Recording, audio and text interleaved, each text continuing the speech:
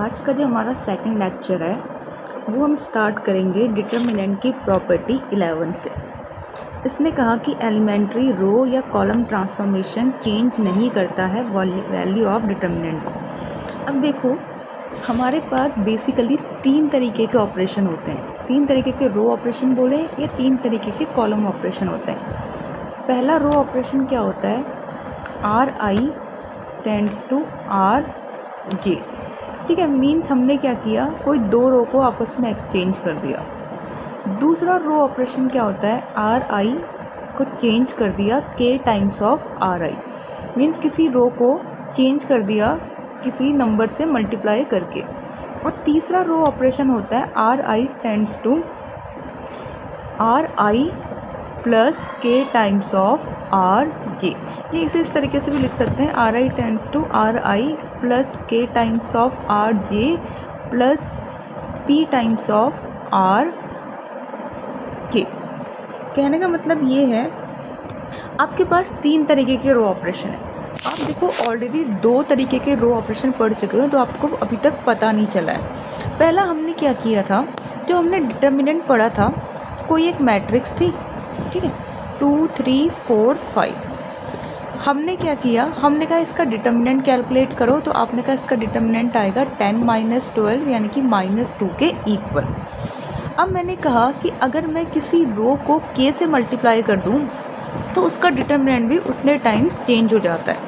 तो मैं क्या कह सकती हूँ कि अगर मेरी मैट्रिक्स ये है, मीन्स ये है 2 3 4 5, ये थी डिटर्मिनेंट ऑफ a की वैल्यू। और मैंने कौन सा ऑपरेशन लगाया, मैंने फर्स्ट रो को यानी कि R1 को चेंज कर दिया 2 टाइम्स ऑफ R1। मैंने ये वाला ऑपरेशन लगाया, तो रो 1 क्या बन गई, 2 × 2 2 × 3, ये 4 और 5। तो इसका डिटर्मिनेंट कितना हो जाएगा, इसका डिटर्मिनेंट हो जाता है 2 टाइम्स ऑफ -2 के इक्वल।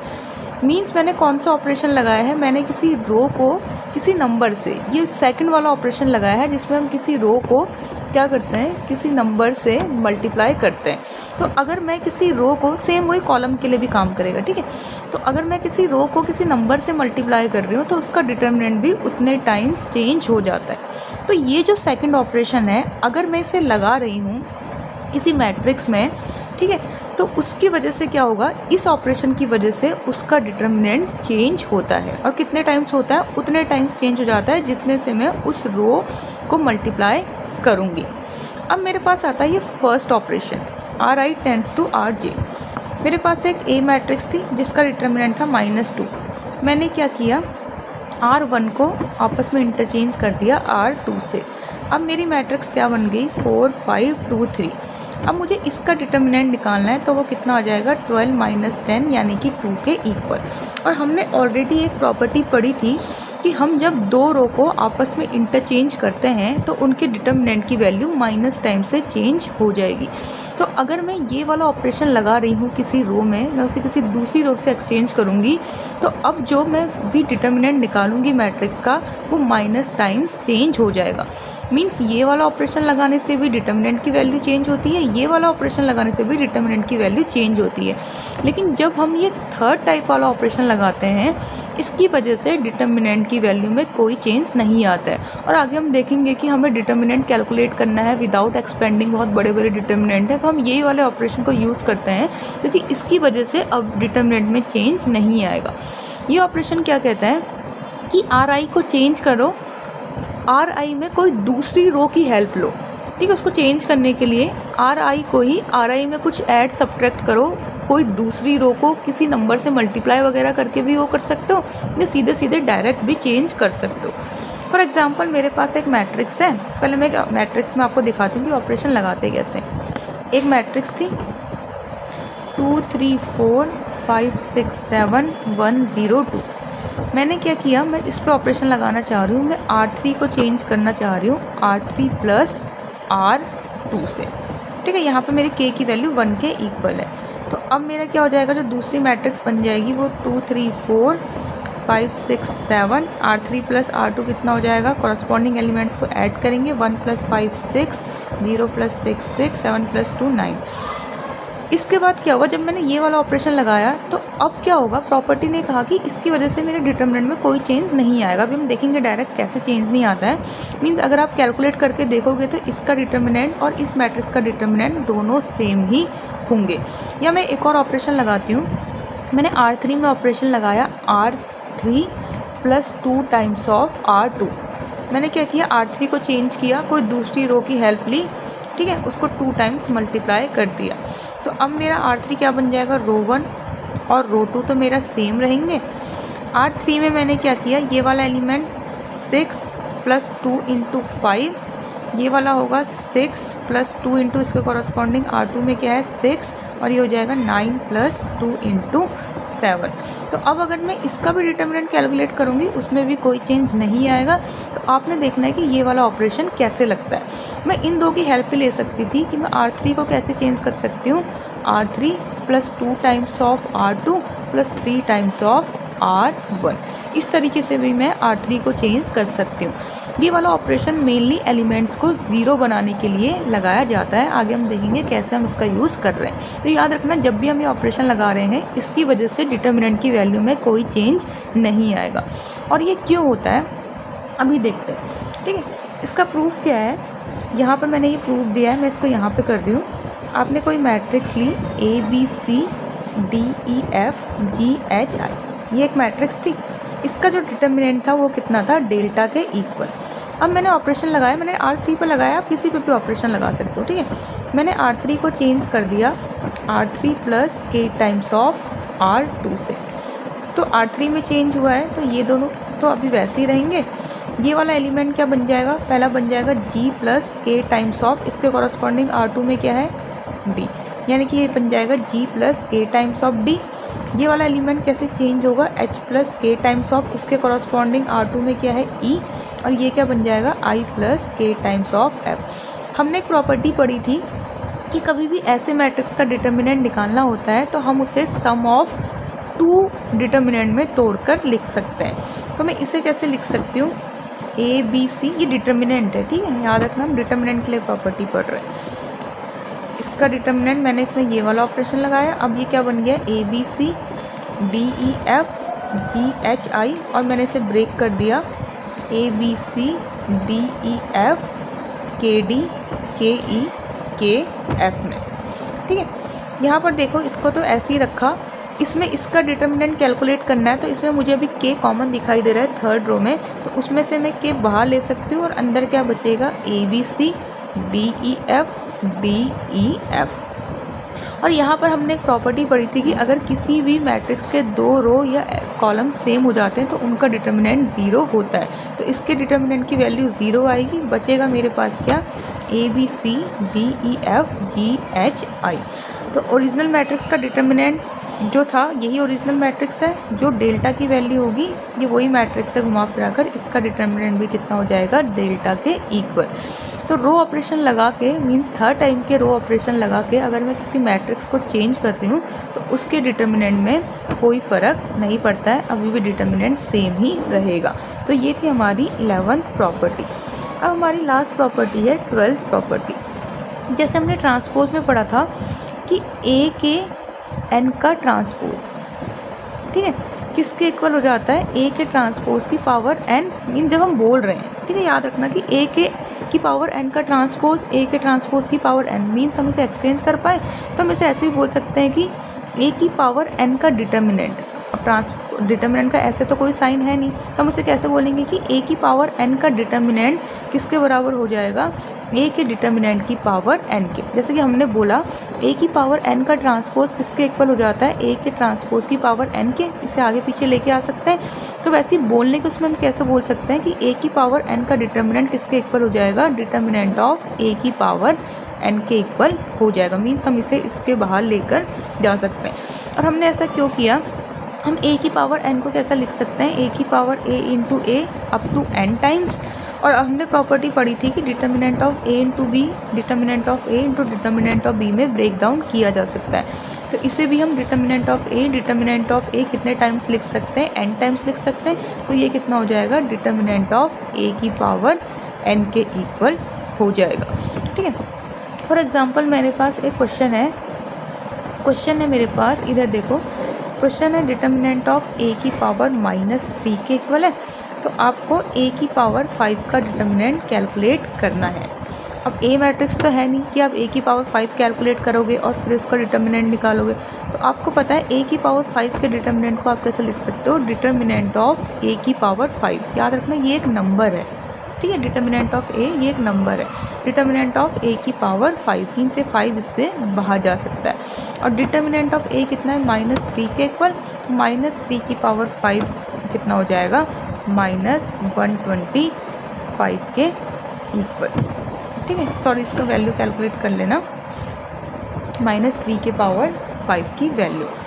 फिर आपके पास अगला क्वेश्चन है, डिटर्मिनेंट ऑफ ए की वैल्यू है 5 के इक्वल, तो डिटर्मिनेंट ऑफ ए की पावर क्यूब कितना होगा, ये हो जाएगा डिटर्मिनेंट ऑफ ए की पावर क्यूब यानी कि 5 की पावर क्यूब यानी कि 125 के इक्वल हो जाएगी डिटर्मिनेंट की वैल्यू।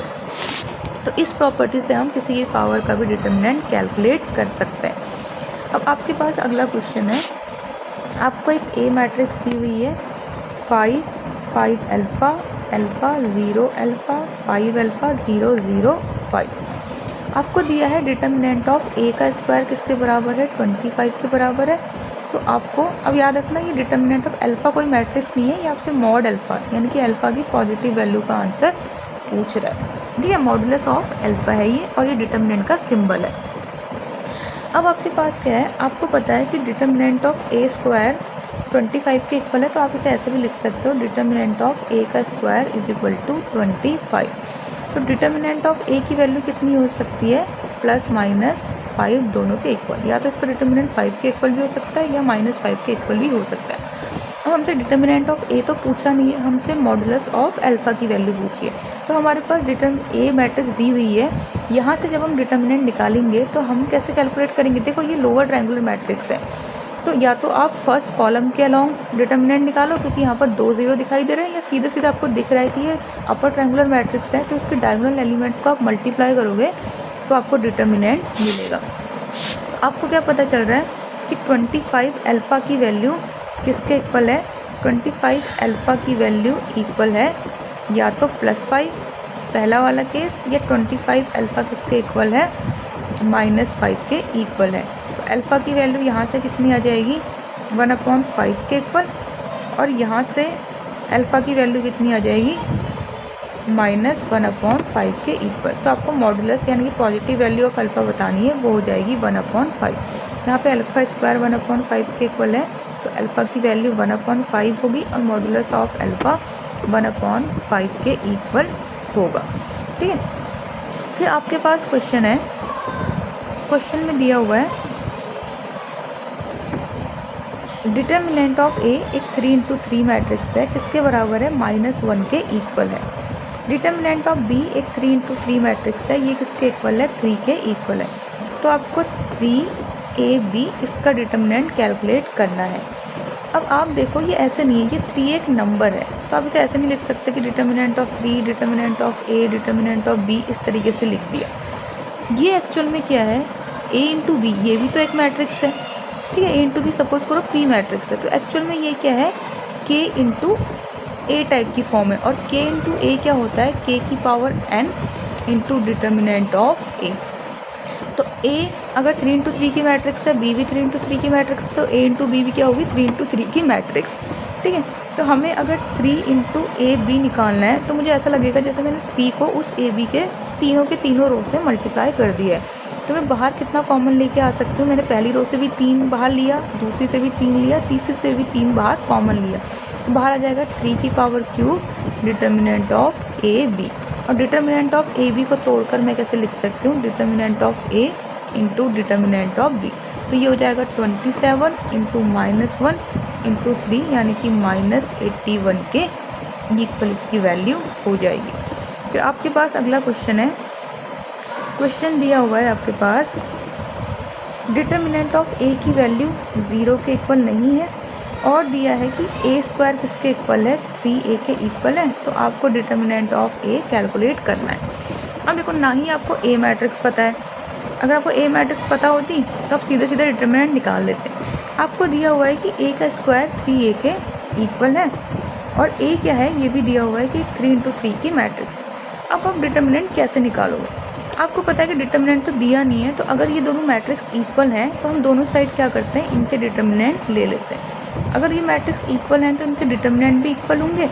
डिटर्मिनेंट ऑफ ए के स्क्वायर को हम कैसे लिख सकते हैं, डिटर्मिनेंट ऑफ ए का होल स्क्वायर, और डिटर्मिनेंट ऑफ 3a 3 की पावर क्यूब, क्योंकि 3 इंटू 3 की मैट्रिक्स है, ये बन जाएगा डिटर्मिनेंट ऑफ ए से ए कैंसिल, या तो डिटर्मिनेंट ऑफ ए की वैल्यू 0 के इक्वल होगी तब ये दोनों इक्वल होंगे, तो लेकिन ये तो उसने मना किया है कि डिटर्मिनेंट ऑफ ए 0 के इक्वल नहीं है। दूसरा कैंसिल करके डिटर्मिनेंट ऑफ ए किसके बराबर आ जाएगा, 3 की पावर क्यूब, यानी कि 27 इसका आंसर होगा। ठीक है, उसके बाद उसने कहा है अगर क्वेश्चन ने पूछा है ए का ट्रांसपोज किसके इक्वल है, -a के इक्वल है, तो आपको डिटर्मिनेंट ऑफ ए निकालना है, और ए क्या है, ए 3 इंटू 3 मैट्रिक्स है। अगर आपको सीधे पता होगा कि ये तो एक स्क्यू सिमेट्रिक मैट्रिक्स है और इसका ऑर्डर क्या है, ऑड ऑर्डर की है, तो इसका जो भी डिटर्मिनेंट होगा वो ए मैट्रिक्स का वो तो 0 के बराबर हो जाएगा, क्योंकि स्क्यू सिमेट्रिक मैट्रिक्स जो भी ऑड ऑर्डर की होती है उसका डिटर्मिनेंट तो 0 हो जाता है। अगर आपको नहीं भी पता है तो हमें अगर ए का डिटर्मिनेंट निकालना है और हमें ये दिया हुआ है तो हम क्या करते हैं, अब हमें डिटर्मिनेंट कैसे दिखाई देगा, हम दोनों साइड डिटर्मिनेंट ले लेते हैं। डिटर्मिनेंट ऑफ ए और उसका ट्रांसपोज सेम ही होता है, तो इसकी जगह पर मैंने ए का ट्रांसपोज लिख दिया। यहाँ पर माइनस इंटू ए है, मैंने -1 की पावर क्यूब को बाहर कॉमन लिया और अंदर कितना बचेगा, डिटर्मिनेंट ऑफ ए, ये हो जाएगा माइनस डिटर्मिनेंट ऑफ ए। तो determinant of A minus times of determinant of A, इसे लिख दिया determinant of A plus determinant of A is equal to 0, 2 times of determinant of A is equal to 0, तो इससे मुझे मिलेगा determinant of ए किसके बराबर हो जाएगा, 0 के इक्वल। अगला क्वेश्चन है मेरा, मुझे मैक्सिमम वैल्यू निकालनी है, ये डिटर्मिनेंट है, देखो ये एक मैट्रिक्स है, लेकिन ये जो है कि अगर मेरे को इस साइन के अंदर लिख दिया है तो अब ये एक मैट्रिक्स नहीं रही है, एक्चुअल में ये एक नंबर बन गया है। ठीक है, तो ये कितना हो जाएगा मेरे पास, ये आ जाएगा 1, इसके अलॉन्ग निकाल रही हूँ मैं डिटर्मिनेंट, ये आ जाएगा 1 plus sine theta into 1 plus cos theta -1, बीच वाले को माइनस साइन के साथ उतारेंगे, इसको और इसको हटा के बचेगा 1 प्लस कॉस थीटा -1 प्लस 1 को ऐसे ही रखा, ये आ जाएगा 1 माइनस 1 माइनस साइन थीटा। ठीक है, इसको और इसको हटा के जो बचेगा उसका डिटर्मिनेंट, तो ये हम लिखेंगे 1 plus sine theta plus cos theta plus sine theta cos theta -1, ये और ये कैंसिल आउट हो जाएंगे, यहाँ पे आएगा माइनस कॉस थीटा, ये और ये भी कैंसिल आउट हो जाएंगे, यहाँ पे बचेगा minus sine theta. Sine theta से साइन थीटा गया, कॉस थीटा से कॉस थीटा गया, 1 से 1 गया, आपके पास बचेगा साइन थीटा कॉस थीटा। आपको पता है साइन 2 थीटा कितना होता है, 2 साइन थीटा, ये इंपॉर्टेंट आपको पता होना चाहिए जब भी आपको sine theta cos theta same angle एक साथ दिखाई दे। तो यहाँ पर मैं इसे कैसे लिख सकती हूँ, 2 से मल्टीप्लाई और 2 से डिवाइड कर दिया, तो ये हो जाएगा साइन 2 थीटा बाय 2। तो आपके डिटर्मिनेंट की वैल्यू इतनी आ जाएगी। लेकिन आपको पता है थीटा में कोई रेस्ट्रिक्शन तो है नहीं, तो अगर थीटा में कोई रेस्ट्रिक्शन नहीं है तो 2 थीटा में भी कोई रेस्ट्रिक्शन नहीं होगी। तो अगर इनमें कोई रेस्ट्रिक्शन नहीं है तो साइन थीटा की वैल्यू मिनिमम वैल्यू -1 होती है और मैक्सिमम वैल्यू 1 होती है। तो अगर 2 थीटा में कोई रेस्ट्रिक्शन नहीं है तो साइन 2 थीटा -1 से 1 तक की कोई भी वैल्यू ले सकता है। तो अगर मुझे मैक्सिमम वैल्यू निकालनी है तो उसके लिए इस साइन 2 थीटा को भी मैक्सिमम होना पड़ेगा और इसकी मैक्सिमम वैल्यू कितनी होगी, 1 के इक्वल। तो मेरे पास डिटर्मिनेंट की मैक्सिमम वैल्यू कितनी आ जाएगी, हाफ के इक्वल आ जाएगी। अब हम कुछ स्पेशल टाइप की मैट्रिसेस हमने पढ़ी थी, उनके डिटर्मिनेंट की वैल्यू देखते हैं। ठीक है, हमारे पास ऑर्थोगोनल मैट्रिक्स क्या थी, ऑर्थोगोनल मैट्रिक्स वो मैट्रिक्स थी जिसमें a इंटू ए का ट्रांसपोज करने पर मुझे i मिलता है। तो अगर मुझे कभी भी ऑर्थोगोनल मैट्रिक्स का डिटर्मिनेंट देखना है तो मुझे दोनों साइड डिटर्मिनेंट लेना पड़ेगा। आई यानी कि आइडेंटिटी मैट्रिक्स है, एक डायगोनल मैट्रिक्स है, तो प्रोडक्ट ऑफ डायगोनल एलिमेंट्स 1 के इक्वल, यानी कि आइडेंटिटी मैट्रिक्स का डिटर्मिनेंट 1 के इक्वल हो जाएगा। इसे मैं तोड़ के determinant of A into determinant of A का ट्रांसपोज इज इक्वल टू 1, और ए के ट्रांसपोज और ए का डिटर्मिनेंट सेम ही होता है, तो इसकी जगह पर मैंने ये लिख दिया। तो डिटर्मिनेंट ऑफ ए का स्क्वायर किसके बराबर हो जाएगा 1 के इक्वल। तो डिटर्मिनेंट ऑफ ए कितना आ जाएगा ±1 के इक्वल। यानी कि ऑर्थोगोनल मैट्रिक्स, अब इसका मतलब ये नहीं है कि ऑर्थोगोनल मैट्रिक्स के दो डिटर्मिनेंट आ रहे हैं, ठीक है। इसका मतलब यह है कि अगर कोई मैट्रिक्स ऑर्थोगोनल मैट्रिक्स है तो या तो इसका डिटर्मिनेंट +1 होगा या -1 होगा, इन दोनों में से ही कोई एक होगा। अगला हमसे कहा है कि अगर हमारे पास आइडेम्पोटेंट मैट्रिक्स है, आइडेम्पोटेंट मैट्रिक्स क्या थी, आइडेम्पोटेंट मैट्रिक्स थी जिसमें मतलब सेम वही मैट्रिक्स मिले ए का स्क्वायर करके। तो अगर मुझे इसका डिटर्मिनेंट निकालना है, कोई मैट्रिक्स आइडेम्पोटेंट हो, तो कैसे चेक करेंगे, दोनों साइड मैंने डिटर्मिनेंट ले लिया, इसको मैंने लिख दिया डिटर्मिनेंट ऑफ ए का square is equal to determinant of A, इस स्क्वायर को बाहर ले लो। तो ये दोनों कब इक्वल हो सकते हैं, एक ए से ए के कैंसिल किया, या तो डिटर्मिनेंट ऑफ ए की वैल्यू 0 हो जाए या determinant of A cancel out करके क्या बचेगा 1 के इक्वल हो जाए। तो अगर कोई मैट्रिक्स आइडेम्पोटेंट मैट्रिक्स है तो उसका डिटर्मिनेंट या तो 0 होगा या 1 के इक्वल होगा। कभी कभी आपको ऑप्शन दिया रहता है कि कोई मैट्रिक्स आइडेम्पोटेंट है तो बताओ उसका डिटर्मिनेंट कितना होगा, या कहीं पर ऐसी हिंट में कोई क्वेश्चन में आ सकता है, ठीक है, जिसमें आपको सपोज करो 2, 3, 1 और 5 ऑप्शन दे दिए, तो आपको बिना देखे पता चल जाएगा कि आइडेम्पोटेंट मैट्रिक्स है तो उसका डिटर्मिनेंट 1 होना चाहिए। अब आती है इन्वोल्यूटरी मैट्रिक्स। इन्वोल्यूटरी मैट्रिक्स यानी कि ए स्क्वायर इज इक्वल टू आई के इक्वल। मैंने अगर दोनों साइड डिटर्मिनेंट ले लिया तो इसको मैं कैसे लिख सकती हूँ, डिटर्मिनेंट ऑफ ए का स्क्वायर, आई का डिटर्मिनेंट 1 के इक्वल होता है, तो डिटर्मिनेंट ऑफ ए कितना हो जाएगा ±1 के इक्वल। तो चाहे ऑर्थोगोनल मैट्रिक्स हो चाहे इन्वोल्यूटरी मैट्रिक्स हो, दोनों के दोनों का डिटर्मिनेंट या तो +1 होगा या -1 होगा, इन दोनों में से ही कोई डिटर्मिनेंट होगा। अब हमारे पास क्वेश्चन आते हैं जो मेनली जेई पर्पज़ के लिए यूज़ होते हैं, ठीक है। हम कैलकुलेट करते हैं डिटर्मिनेंट, हमें यहाँ पर नंबर नहीं दिया रहेगा, बहुत अजीब सी वेरिएबल्स टाइप की फॉर्म में मैट्रिक्स दी रहती हैं, जैसे कि ये मैट्रिक्स है। हमें डिटर्मिनेंट कैलकुलेट करना होता है बाय यूजिंग प्रॉपर्टी। कभी कभी हमसे कहा जाता है कि विदाउट एक्सपेंडिंग डिटर्मिनेंट निकालो, और विदाउट एक्सपेंडिंग डिटर्मिनेंट निकालो का ऐसा तभी पॉसिबल हो सकता है जब या तो हमारी कोई 2 रो सेम बन रही हो तभी हम कैलकुलेट कर सकते हैं, ठीक है, या कोई रो हमारी 0 बन जा रही हो तभी हम कैलकुलेट कर सकते हैं। नहीं तो हमारे पास मोस्टली क्या क्वेश्चन आते हैं कि प्रॉपर्टी का यूज़ तो करना ही करना है, उसके बाद चाहे तो एक्सपेंड करो, लेकिन एक इजी फॉर्म में ले आओ, उसके बाद एक्सपेंड कर दो, ठीक है। तो हमारे पास क्या होता है, सबसे इम्पॉर्टेंट वो तीसरा ऑपरेशन होता है जिसे हम लगाते हैं RI टेंस टू। ऐसा नहीं कि हम बाकी 2 ऑपरेशन नहीं लगाएंगे, बहुत कम उसकी ज़रूरत पड़ती है क्योंकि उसकी वजह से डिटर्मिनेंट चेंज हो जाता है, तो हमें ध्यान देना पड़ता है कि हम उस ऑपरेशन को कैसे लगाना है। यहाँ पर क्या हम इसी ऑपरेशन को लगाएंगे बिना किसी उसके, क्योंकि RI tends to RI + K times of RJ, इस टाइप के ऑपरेशन को लगाने से डिटर्मिनेंट की वैल्यू में कोई चेंज नहीं आता है। तो हम क्या करेंगे, अब हम क्वेश्चन करेंगे इस टाइप के जिसमें हम डिटर्मिनेंट कैलकुलेट करते हैं, ठीक है, विदाउट एक्सपेंडिंग या यूजिंग प्रॉपर्टी। अब देखो आपके पास क्या है, क्वेश्चन है पहला 2c c minus a minus b a minus b minus c, और यहाँ पर है 2a 2b b minus c minus a 2। सबसे पहले हमारे दिमाग में देखो ये वाला ऑपरेशन आना चाहिए कि किसी भी रो को मैं रो 1 को करूँ या 2 को करूँ या 3 को करूँ, मतलब R1 + R2 + R3, या C1 को C1 + C2 + C3, मतलब मैं सीधे सीधे तीनों रो को ऐड कर दे रही हूँ, ठीक है, या सीधे सीधे तीनों कॉलम को ऐड कर दे रही हूँ, तो उससे मुझे कुछ मिल रहा है या नहीं मिल रहा है। सबसे पहले दिमाग में ये वाला ऑपरेशन क्लिक करना चाहिए, ठीक है। या मैं कोई फिर उसके बाद हम सोचते हैं कि क्या मैं कोई ऐसा ऑपरेशन लगा सकती हूँ 2 रो में, या तो 3 रो में ऑपरेशन लगाया। अब बारी आती है 2 रो की कि मैं 2 रो में कोई ऐसा ऑपरेशन लगा सकती हूँ आपस में कि वो दोनों रो मेरी सेम बन जाएँ या एक दूसरे के प्रोपोर्शनल बन जाएँ या 0 बन जा रही है, कुछ इस तरीके का। जैसे देखो यहाँ पर क्या हो रहा है, सबसे पहले जैसे ही मैंने इस क्वेश्चन को देखा मेरे दिमाग में आएगा कि मैं C1 C2 C3, मतलब C1 को चेंज करूँ या R1 को चेंज करूँ, मतलब तीनों को ऐड कर देना, एक तरीके से ये वाला ऑपरेशन है। तो मैं अगर C1 + C2 + C3 कर रही हूँ, मतलब कॉलम 1 में कॉलम 2 + कॉलम 3 ऐड कर रही हूँ, तो ये मैं इस तरीके से कर रही हूँ 2C, ये है column 1 + 2C + C minus A minus B, ठीक है, ये मेरा ऐसे चेंज हो रहा है। कॉलम 1 में ऑपरेशन लगा रही हूँ, C1 को चेंज कर रही हूँ C1 + C2 + C3 से। आप करके नहीं देखोगे, आप दिमाग में सोचोगे, ठीक है।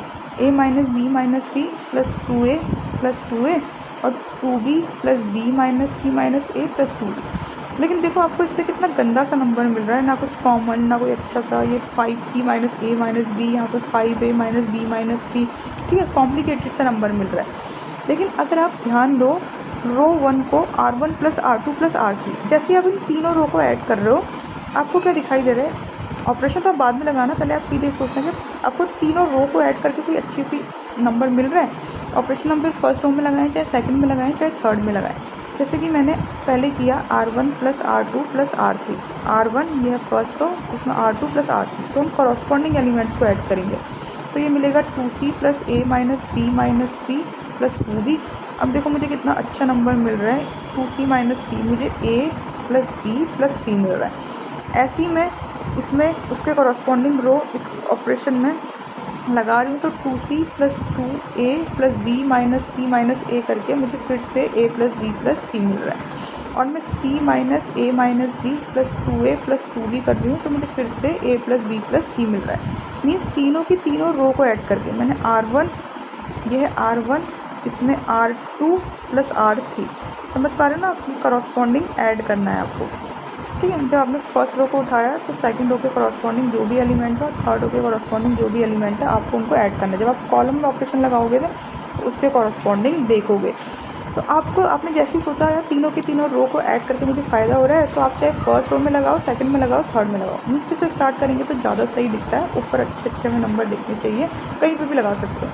तो मैंने R3 को कैसे चेंज कर दिया, R3 को मैंने चेंज कर दिया R1 प्लस R2, या इस तरीके से भी लिख लो, R3 tends to R3 plus R2 plus R1। इसे ऐसे चेंज किया, तो R3 में चेंज किया है तो 2c ये बन जाएगा 2c, ये है c minus a minus b, इसमें तो कोई चेंज नहीं आएगा, a minus B minus c, 2a यहाँ पे मैंने कोई और ऑपरेशन भी लगाया हो सकता है, ठीक है। मैंने यहाँ पर रो 1 पे लगा रखा है, यहाँ पे मैं रो 3 पे लगा रही हूँ, आप चाहे तो रो 2 पे भी लगा सकते हैं। ऑपरेशन लगाया था मैंने पहले ही देख लिया था कि ये a प्लस बी प्लस सी बनेगा, तो ये भी a प्लस बी प्लस सी, ये भी क्या बनेगा, a प्लस बी प्लस सी बनेगा। अब देखो क्या हुआ, जैसे ही आपको दिखाई दिया ये आप डिटर्मिनेंट कैलकुलेट कर रहे हो, ठीक है, ये मैट्रिक्स नहीं है, ये आप इसका डिटर्मिनेंट निकाल रहे हो, तो उसका जो भी डिटर्मिनेंट होगा वो इसका भी डिटर्मिनेंट होगा, क्योंकि उस ऑपरेशन से डिटर्मिनेंट में तो कोई चेंज नहीं आता है। अब इसका जो डिटर्मिनेंट होगा वो किसके इक्वल होगा। अब देखो यहाँ पर मुझे इस पूरी की पूरी थर्ड रो में a plus B plus c common दिखाई दे रहा है, तो मैंने a plus B plus c इससे बाहर कॉमन ले लिया, अंदर बचेगा 2c c minus a minus b, ये आ जाएगा, और ये आ जाएगा आपके पास a minus B minus c, फिर आ जाएगा ये 2a, ये बन जाएगा 2a, ये बन जाएगा 1 1 1। अब देखो मैं कोई भी ऑपरेशन लगाऊँ, मैं इन दोनों में कोई ऑपरेशन लगाऊँ तो मैं कोई अच्छा सा कॉमन नंबर, अगर मैं इन दोनों को ऐड भी कर रही हूँ या 2 टाइम्स मल्टीप्लाई भी करूँ, तो मुझे क्या नंबर मिलेगा, ठीक है। कोई मुझे पैटर्न जैसा तो नज़र नहीं आ रहा है। तो जब भी ऐसा कॉमन कूमन लेके मुझे कहीं पर 1 1 1 टाइप के नंबर दिखाई दे, तो मैंने एक ऑपरेशन लगा लिया। अब मैं क्या करती हूँ, यहाँ पर कोशिश करती हूँ, क्योंकि यहाँ पर 1 1 1 नंबर है, मैं इनको ज़ीरो बनाने की कोशिश करती हूँ। अब तीनों के तीनों तो ज़ीरो नहीं बन सकते ऐसे वाले केसेस में एक साथ, नहीं तो हमारा कोई ना कोई 2 रो कॉमन आ जाती। हम क्या करते हैं, किसी भी 2 को, इसको और इसको ज़ीरो बनाते हैं, ठीक है, या इसको और इसको ज़ीरो बनाते हैं। तो अगर मुझे इसको ज़ीरो बनाना है तो मुझे इसमें से इसे सब्ट्रैक्ट करना होगा, यानी कि ये वाले कॉलम में से ये वाला कॉलम, तभी मेरा ये वाला एलिमेंट ज़ीरो बनेगा, और ये वाले कॉलम में से ये वाला कॉलम सब्ट्रैक्ट करूँगी। मुझे बाकी पे ध्यान नहीं देना है क्या बन रहा है, लेकिन मेरा ये वाला ज़ीरो कब बनेगा, जब मैं इसमें से इसे सब्ट्रैक्ट कर दूँ। मतलब मैंने C3 पे ऑपरेशन लगाया, ठीक है, क्योंकि रो में लगाऊंगी तो मैं पूरे के पूरे इस रो को उठाऊंगी, तो उससे तो ये ज़ीरो बन नहीं सकता। मुझे पता है मुझे 1 माइनस 1 करना है तभी ज़ीरो बनेगा, तो मुझे C3 को चेंज करना पड़ेगा C3 माइनस C2 से, और मैं C2 पे भी ऑपरेशन ऐसा करती हूँ, मैं दोनों के दोनों में फर्स्ट के साथ ऑपरेशन लगा लेती हूँ। मैं C3 को C3 माइनस C1 करके इसको ज़ीरो बना रही हूँ, और C2 में भी C2 माइनस C1 का ऑपरेशन लगा रही हूँ। तो बाहर तो मेरे पास है a plus B plus c, first column तो वैसे ही रहेगा क्योंकि मैंने कॉलम में ऑपरेशन लगाया है। सेकंड कॉलम में देखो C2 को मैंने चेंज किया है C2 माइनस C1 से, तो ये वाला कॉलम उसके कॉरस्पॉन्डिंग जो कॉलम में एलिमेंट है, ठीक है, इस C1 में उससे आपको सब्ट्रैक्ट करना है, तो 2c minus 2c 0, 2a minus A, ये हो जाएगा 2a minus A minus B minus सी, ये हो जाएगा a प्लस बी प्लस सी, और ये 1 माइनस 1 0। इसके बाद इस C3 पे इसको चेंज किया C3 माइनस C1 करके, पहला क्या बन जाएगा C minus A minus B में से 2c सब्ट्रैक्ट करेंगे तो ये बन जाएगा minus A plus B plus सी। उसके बाद 2a में से सब्ट्रैक्ट करोगे a माइनस बी माइनस सी, ये वाला, ठीक है। ये देखो इस पे ऑपरेशन लगा रहे हैं तो 2a माइनस इससे सब्ट्रैक्ट करोगे तो ये बन जाएगा a प्लस बी प्लस सी, और ये आ गया 0। अभी भी देखो एक्सपेंड करने से पहले, क्योंकि मेरा यहाँ पे 0 है तो मैं इस सेकंड में से a plus B plus c common ले सकते हैं, क्योंकि 0 है तो हम मान लेते हैं कि वहाँ पर a प्लस बी प्लस सी था, और इसमें से भी a प्लस बी प्लस सी बाहर कॉमन ले सकते हो। मेरे पास बाहर क्या बनेगा a प्लस बी प्लस सी का क्यूब, और अंदर बचेगा 2c 0 माइनस 1, अंदर बचेगा 2c 0 माइनस 1, यहाँ पर a माइनस बी माइनस सी, ये 1 बन जाएगा, इसमें से भी कॉमन लिया था 1, ये आ जाएगा 1 0 0, ठीक है। अब मैं क्या करती हूँ, मैं इसके अलोंग एक्सपेंड कर देती हूँ, क्योंकि मुझे यहाँ पर 2 0 दिखाई दे रहे हैं, और जब मैं इसके अलोंग एक्सपेंड करूँगी तो plus minus plus minus plus minus plus minus plus, ये वाला साइन नेगेटिव आता है, ये तो 0 ही बन जाएंगे, सोचने की ज़रूरत नहीं है। तो इसका अलोंग एक्सपेंड करने पर इसे मैं वैसे ही रखूँगी, तो a प्लस बी प्लस सी का क्यूब, इसके अलोंग एक्सपेंड किया तो फर्स्ट एलिमेंट को वैसे ही उतारा, उसको और उसको हटा के जो बचे उसका डिटर्मिनेंट कैलकुलेट कर लिया, फिर अगले तो दोनों के दोनों 0 बन जाएंगे। तो इसका डिटर्मिनेंट कितना हो जाएगा, a प्लस बी प्लस सी का क्यूब, और इसकी वैल्यू आ जाएगी 1, यानी कि इसका डिटर्मिनेंट की वैल्यू आ गई a plus B plus C के क्यूब के बराबर। और क्वेश्चन में एक्चुअली वही था कि मुझे प्रूफ करना था कि इसकी value a plus B plus C के क्यूब के बराबर होती है। तो मैंने सबसे पहले तो अपने दिमाग में तीनों के तीनों रो और तीनों के तीनों कॉलम को ऐड करना है, तुरंत सोचना है कि क्या उससे मुझे कोई अच्छा सा नंबर मिल रहा है, कोई कॉमन टाइप का नंबर जिससे मैं बाहर कॉमन खींच सकूँ। उसके बाद अगर वो नहीं मिल रहा है तो फिर मुझे 2 रो में ऑपरेशन लगाने की सोचनी है कि क्या मैं केवल 2 रो की आपस में हेल्प ले सकती हूँ, उसकी हेल्प से कुछ कॉमन बन सकता है कि मैं फिर से बाहर ले सकूँ, ठीक है। या फिर अगर मेरे पास फिर भी कोई ऑप्शन नहीं है, फिर मैं ये थर्ड ऑपरेशन लगाकर किसी भी रो के 2 एलिमेंट को 0 बनाने की कोशिश करूँगी, ठीक है, ताकि फिर मैं उसे एक्सपेंड करूँ, और एक्सपेंड करने में अगर 0 होंगे तो वो ईजी हो जाए। अब देखो मेरे पास अगला क्वेश्चन है, मुझे डिटर्मिनेंट कैलकुलेट करना है X A X plus A, Y B Y plus B, Z C Z plus C. Question था विदाउट एक्सपेंडिंग इसका डिटर्मिनेंट निकालो, एक्सपेंड ही करने की जरूरत ना पड़े। तो अगर एक्सपेंड करने की जरूरत नहीं पड़ रही तो पक्का इसका डिटर्मिनेंट 0 आ रहा होगा, और डिटर्मिनेंट 0 कब आता है, जब या तो सारी की सारी रो 0 बन जाए, या कॉलम 0 बन जाए, या कोई भी 2 कॉलम या रो 1 हो जाए। अब देखो मुझे यहाँ पर क्या ध्यान जा रहा है, अगर मैं इन सबको ऐड कर रही हूँ, मतलब मैं C1 plus C2 plus C3 कर रही हूँ, तो यहाँ पर मुझे अलग नंबर, यहाँ पर अलग मिल रहा है, तो उससे तो कोई फ़ायदा हो नहीं रहा है। अगर मैं रो 1 प्लस रो 2 प्लस रो 3 कर दूँ, मीन्स मैं ऐसे ऐड कर रही हूँ, तो यहाँ पर मुझे x plus y plus z मिलेगा, यहाँ पर मुझे a प्लस बी प्लस सी मिल रहा है, और यहाँ पर मुझे x plus y plus z कोई अजीब सा नंबर मिले। लेकिन अगर आप ध्यान दोगे ये वाले और इसमें, तो अगर मैं C1 को मैं ऑपरेशन लगाऊँ और उसे C1 प्लस C2 कर दूँ, मीन्स अगर मैं इन दोनों कॉलम को आपस में ऐड कर दूं तो मुझे थर्ड कॉलम के बराबर वैल्यू मिल रही है। हाँ, तो मुझे इससे फ़ायदा हो रहा है कि मैंने C1 या तो मैं C2 में ऑपरेशन लगाऊं, या तो मैं C1 में ऑपरेशन लगाऊं। तो मैंने C1 को चेंज कर दिया है, C1 चेंज हो गया है C1 प्लस C2 से। तो ये क्या बन जाएगा, क्योंकि फर्स्ट कॉलम में ऑपरेशन लगेगा तो केवल फर्स्ट कॉलम चेंज होगा, बाकी तो वैसे ही रहेगा, ठीक है। और जैसे ही मुझे पता चला कि 2 कॉलम सेम है तो प्रॉपर्टी से इसकी वैल्यू 0 के इक्वल आ जाएगी। अब अगला क्वेश्चन है a minus B minus C minus A, B minus C minus A minus B, C minus A minus B minus C. अब देखो 2 को ऐड करने से, तो यहाँ पर इन 2 को ऐड करोगे आपको दिख रहा है कि एक सिमेट्री टाइप की आ रही है, मतलब आप सबसे पहले तीनों को ऐड करके देखते हो कि तीनों के तीनों रो को या तीनों के तीनों कॉलम से कुछ फ़ायदा हो रहा है।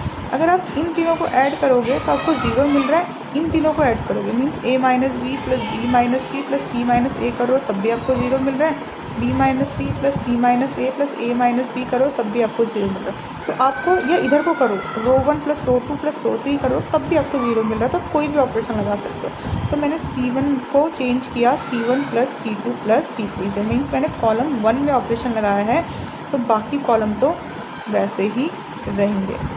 और ये वाला ऑपरेशन लगा के मुझे क्या फ़ायदा हुआ कि मेरा ये तीनों के तीनों 0 हो गया। मीन्स मैंने इस कॉलम 1 में उसके कॉरस्पॉन्डिंग कॉलम 2 का और उसके कॉरस्पॉन्डिंग कॉलम 3 का एलिमेंट जब ऐड किया तो ये 0 बन जा रहा था। और अगर किसी मैट्रिक्स का कोई एक रो 0 हो जाती है तो पूरा का पूरा डिटर्मिनेंट 0 हो जाएगा। मुझे इसको एक्सपेंड करने की ज़रूरत नहीं पड़ी।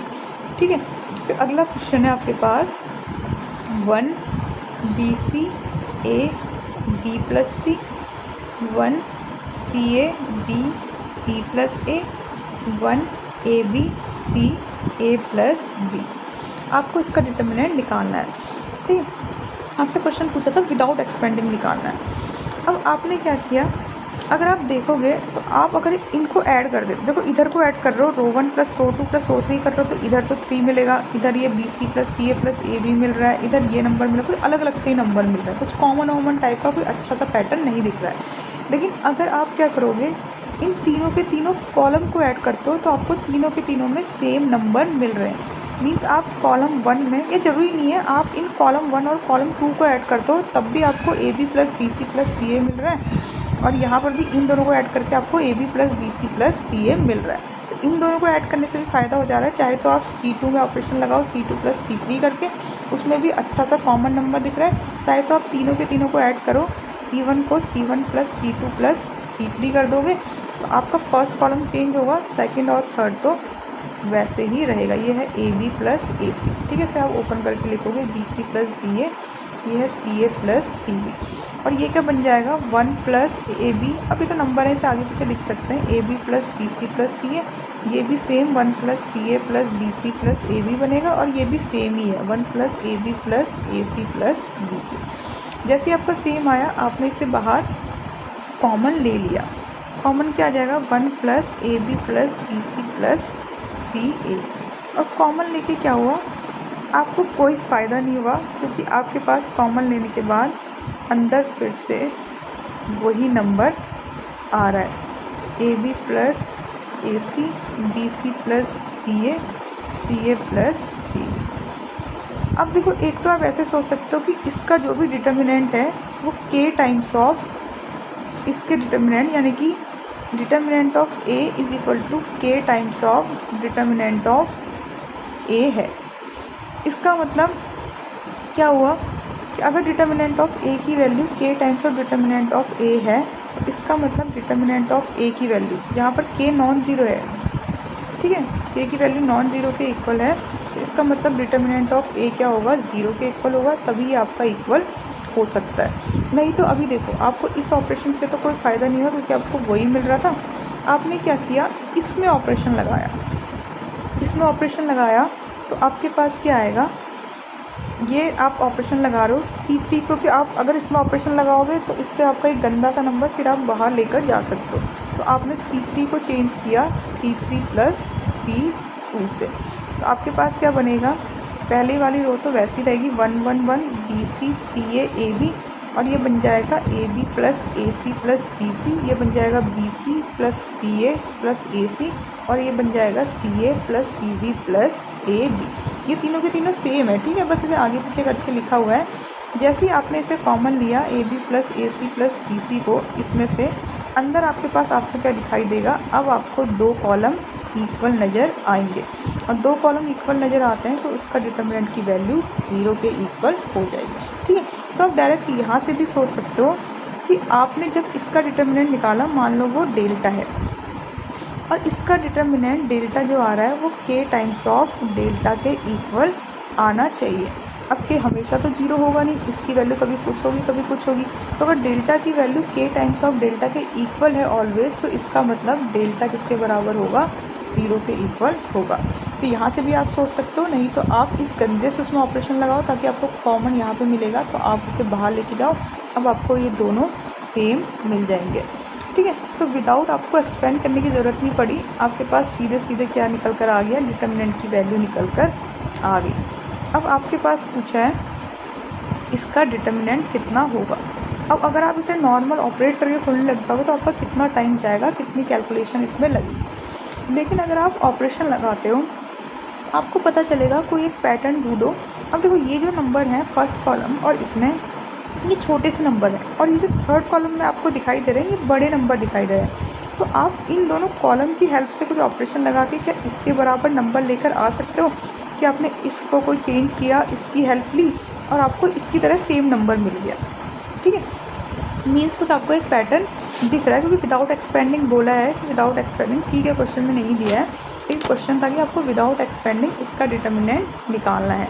ये सपोज करो विदाउट एक्सपेंडिंग नहीं भी दिया है तो मैं कोशिश करती हूँ कि क्या मुझे ऐसा कोई ऐसा ऑपरेशन मिल जाएगा कि मुझे इसको एक्सपेंड करने की ज़रूरत ना पड़े, नहीं तो मैं इसको कोई रो या कॉलम को जीरो बनाने की कोशिश करूँगी।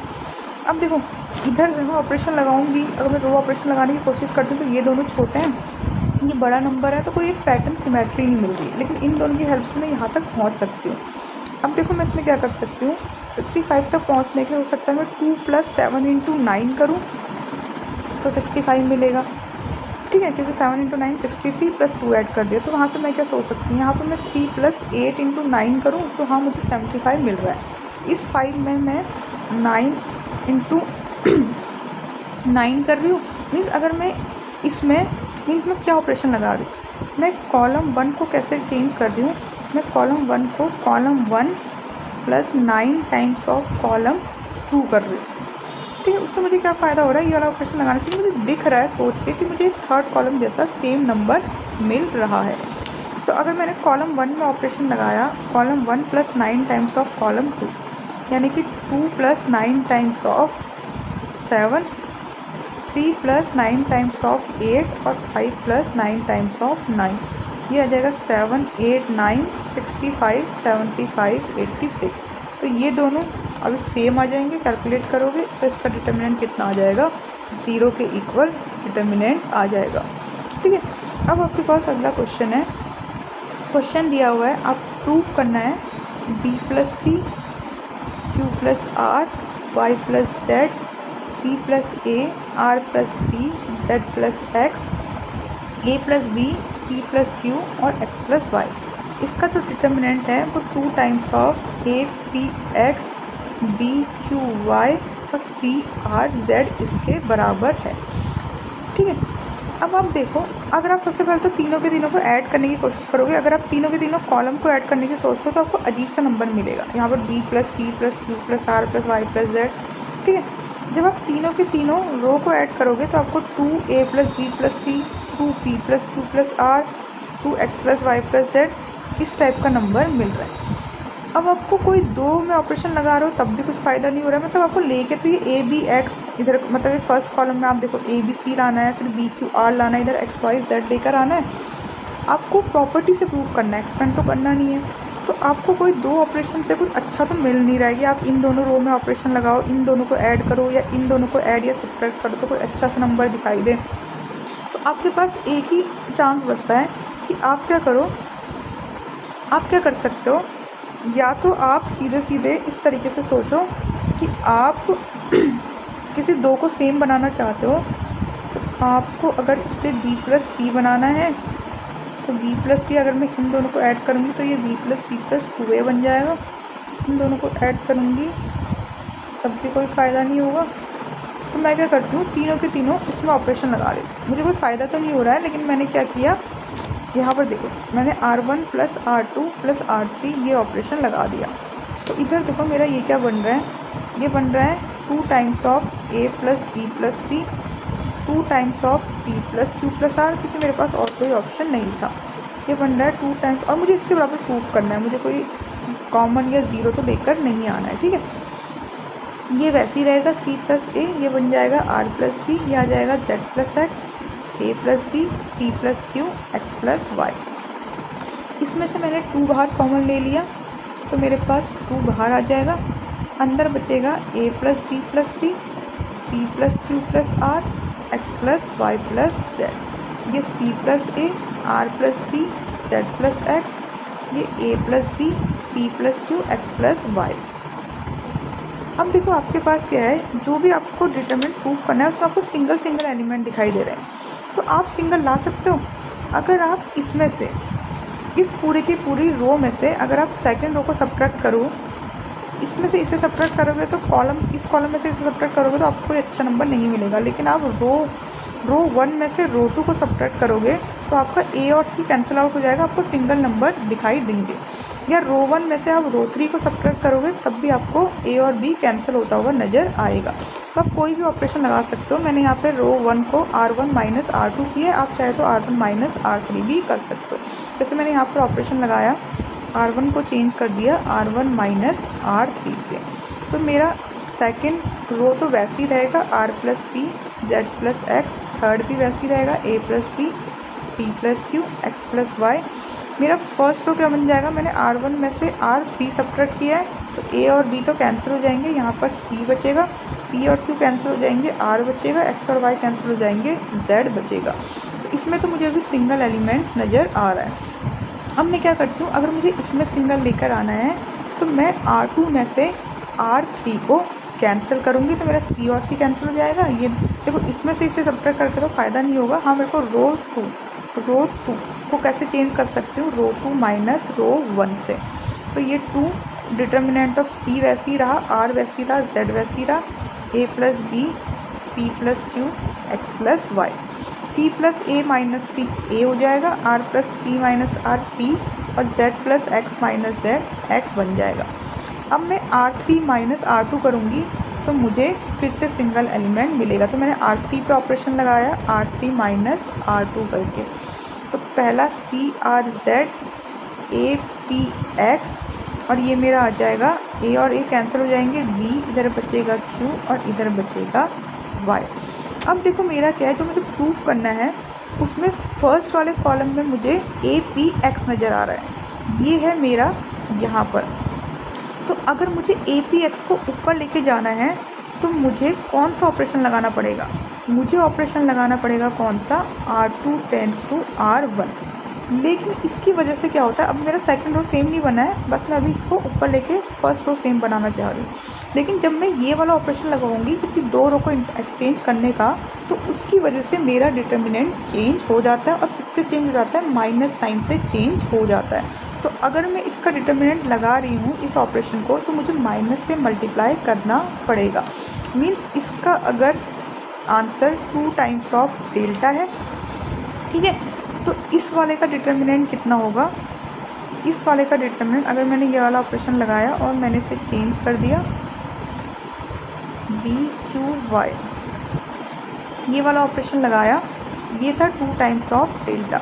मैंने ये वाला ऑपरेशन लगाया तो मुझे इस ऑपरेशन लगा के इसका डिटर्मिनेंट कितना होगा, सपोज करो इसका, ये अंदर वाले का डिटर्मिनेंट कितना था, डेल्टा था, तो इसका डिटर्मिनेंट कितना हो जाएगा, माइनस डेल्टा के इक्वल। तो अगर मुझे 2 डेल्टा करना है तो मुझे यहाँ पर माइनस से भी मल्टीप्लाई करना पड़ेगा ताकि अभी भी इसका आंसर 2 टाइम्स ऑफ डेल्टा आए। तो मुझे पता है कि रो ऑपरेशन, जब मैंने एक्सचेंज वाला ऑपरेशन लगाया तो उसका डिटर्मिनेंट माइनस टाइम से चेंज हो जाता है।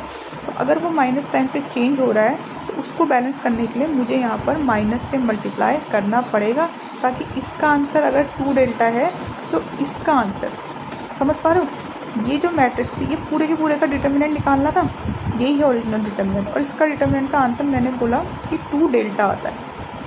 अब मैं ये वाला ऑपरेशन जब तक लगा रही थी तब तक डिटर्मिनेंट 2 डेल्टा ही आ रहा था।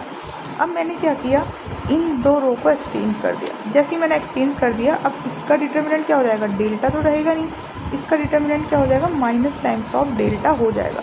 तो जो मेरा आंसर मिलेगा वो मुझे -2 टाइम्स ऑफ डेल्टा मिलेगा। देखिए आंसर तो मेरा डिटर्मिनेंट का सेम रहना चाहिए, मुझे डिटर्मिनेंट चेंज थोड़ी करना है, मुझे बस डिटर्मिनेंट की वैल्यू निकालनी है कि वो कितना होगा। डिटर्मिनेंट की वैल्यू तो फिक्स है, तो जो इसका डिटर्मिनेंट निकलेगा वो तो -2 टाइम्स ऑफ डेल्टा हो जाएगा। तो मुझे उसको बैलेंस करने के लिए यहाँ पर माइनस से मल्टीप्लाई करना पड़ेगा, ताकि अभी भी जो डिटर्मिनेंट है उसका आंसर, यानी कि जो पूरी मैट्रिक्स है, इसका डिटर्मिनेंट नहीं, ये जो पूरी की पूरी मैट्रिक्स है उसका डिटर्मिनेंट 2 टाइम्स ऑफ डेल्टा ही आए। ठीक है, अब क्या हुआ, तो रो ऑपरेशन लगाने की वजह से, एक्सचेंज वाले की वजह से डिटर्मिनेंट में चेंज आया, तो ये हो जाएगा -2 टाइम्स ऑफ इतना। तो इसे मैंने लिखा -2 APX CRZ BQY। अब देखो अभी भी मेरा ये सेकंड वाला ये सेम नहीं है, तो अभी मैं फिर से R3 को R2 से एक्सचेंज करूँगी, और जब मैं R3 को R2 से एक्सचेंज करूँगी तो मेरा डिटर्मिनेंट फिर से माइनस टाइम्स चेंज होगा। तो मैंने फिर से मुझे क्या करना पड़ेगा, यहाँ पर माइनस से मल्टीप्लाई करना पड़ेगा। तो अब मेरा ये डिटर्मिनेंट कितना आ गया, इसके बराबर आ जाएगा। जो मुझे प्रूफ करना था वो मेरा प्रूफ हो गया। ठीक है, मीन्स मैंने 2 टाइम रो को एक्सचेंज किया तो जो ओरिजिनल मैट्रिक्स है उसका डिटर्मिनेंट में कोई चेंज नहीं आएगा। अगर मैं एक बार किसी 2 रो को एक्सचेंज कर रही हूँ, जैसे ये था 2 3 5 4 2 3 5 4 1, मैंने इन दोनों को एक्सचेंज किया, उसके बाद मैंने किसी दूसरे को एक्सचेंज कर दिया, मीन्स मैंने 2 बार रो को एक्सचेंज करने का ऑपरेशन लगाया है। तो डिटर्मिनेंट पहली बार में माइनस टाइम्स चेंज हुआ, अगली बार में माइनस टाइम्स चेंज हुआ, तो डिटर्मिनेंट वही हो गया। ठीक है, क्योंकि मुझे 2 बार ऑपरेशन लगाना पड़ा। तो यहाँ पर आप सीधे सीधे भी सोच सकते हो, क्योंकि आपको 2 बार ऑपरेशन लगाना पड़ेगा तो आपको माइनस से मल्टीप्लाई करने की ज़रूरत नहीं है। लेकिन अगर आप एक एक करके ऑपरेशन लगा रहे हो कि आपने क्या किया, 2 रो को एक्सचेंज किया है, तो जैसे ही आप 2 रो को एक्सचेंज करने वाला ऑपरेशन लगाओगे आप आगे से माइनस साइन से मल्टीप्लाई करोगे, क्योंकि उसकी वजह से आपके डिटर्मिनेंट में चेंज आ जाता है। ठीक है, फिर उसके बाद आपके पास अगला क्वेश्चन है, आपको प्रूफ करना है -a²। अब देखो ये प्रूफ करने वाले क्वेश्चन है, इसमें डिटर्मिनेंट की वैल्यू 0 नहीं आ रही है, तो आपको लास्ट में कहीं ना कहीं एक्सपेंड करना ही पड़ेगा। लेकिन आप कोशिश करो कि प्रॉपर्टी से कुछ अगर कॉमन वॉमन लेकर आ सकते हैं तो उन्हें कॉमन लाया जा सके। ठीक है,